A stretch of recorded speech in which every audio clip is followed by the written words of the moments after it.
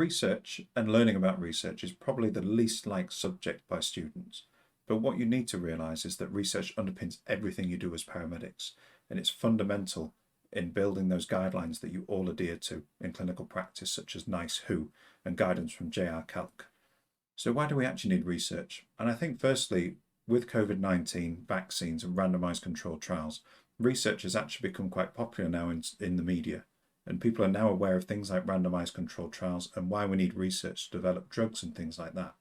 But for you as students, it's also important to be able to read research and understand when it's good or bad research. And that requires you to understand the methods and the methodologies that have been undertaken.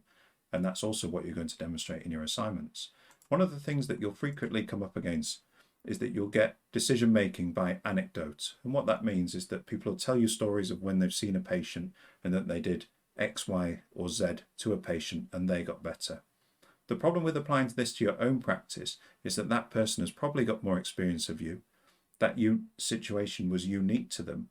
And what they've started to develop is illness scripts. And what that means is that the signs and the symptoms that the patient have had, they've built that up to equal a condition or a disease pathology. The problem with practicing on somebody else's experiences is that those experiences are unique to that person, and transferring them to your own practice is really difficult because you'll never truly be in the same situation as that person.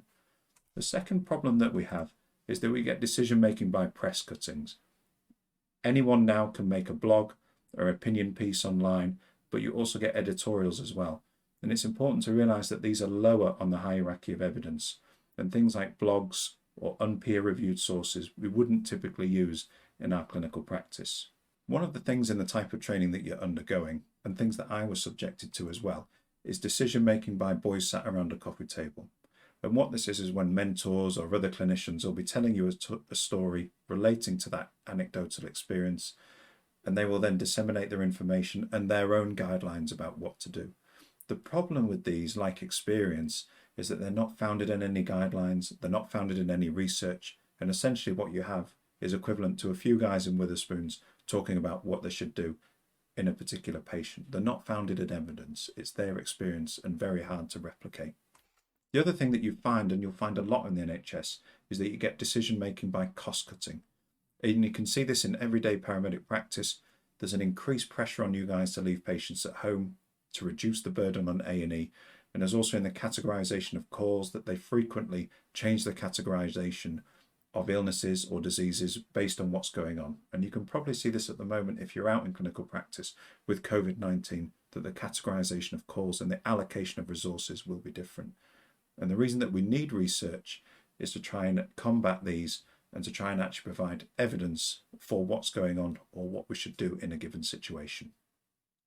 So you're probably now thinking, yeah, that sounds great, Zach, very idealistic, but why bother? Well, the problem is with all guidelines and all research, there are grey areas. And what that means is that sometimes guidelines don't quite fit to what we're trying to apply them to. And also, worryingly, some guidelines are unsupported as well. More recently in YAS, there's been a guideline going around that in order to assess a stroke patient, we would normally use the FAST test, face, arm, speech, and time. However, what they've added onto that is an O, which means for any other symptoms. The problem with this is that that FAST-O test is not based in any evidence. There's actually about 4 or 5 recognised peer-reviewed stroke assessment tools that you can use, and FAST-O certainly is not one of them. So this is an example of a guideline that's been disseminated but is not supported by any evidence whatsoever. You'd be better off probably sticking to the FAST, or better yet, the BFAST, which has actually been peer-reviewed and trialled on stroke patients to its sensitivity and specificity. The other reason is that as you're coming up to being qualified or qualified paramedics, you may actually get involved in writing guidelines. So understanding research and research methodology is really important because you're going to want to include that in the writing of your guideline. You also may need to defend your actions eventually. I'm not talking about a court of law, but this could be with colleagues, or you can actually use guidelines and evidence to support your actions when you're maybe trying to get a general practitioner to come and see a patient, or maybe you're trying to leave a patient at home along with another healthcare colleague who disagrees with you. Research or having knowledge of research and guidelines can become really valuable and give you that extra ammunition and the extra weight to your argument. So it's not just all about making arguments within academic pieces. And finally, and ultimately, you want to be able to support your practice.